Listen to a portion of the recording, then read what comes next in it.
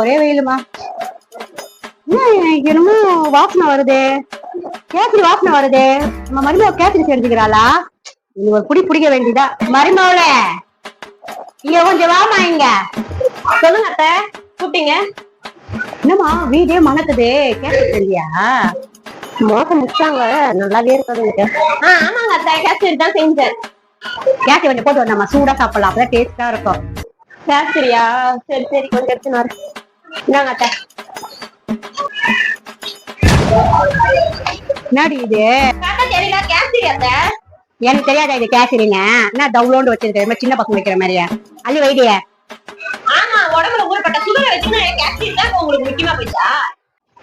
Sugar தாண்டி இருந்தா இருக்கட்டாண்டி. நீ கேசரி வைடி, கூட 2 மாத்திரை போட்டுக்கண்டி சேர்த்து.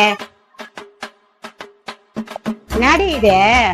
நீங்க தானே அத்தை கொஞ்சமா வைக்க சொன்னீங்க, அதான் கொஞ்சம். அதுக்கு நீ இவ்வளவு கொஞ்சமா?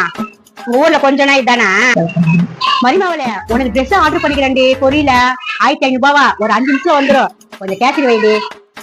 அப்படி என்ன, எனக்கு ட்ரெஸ் ஆர்டர் பண்ணிக்கிறீங்களா? சரி இருந்தாங்க, கொஞ்சமா வைக்கிறேன். கை வராது இவளுக்கு. ஆமாடி, ஒரு ட்ரெஸ் ஆர்டர் பண்ணிக்கிறா. நான் போய் வராங்களா இல்லையா மட்டும் பாத்துட்டு வரேனா? இது வர இத புடி, இத புடி, நான் போய் பாத்து வரேனா?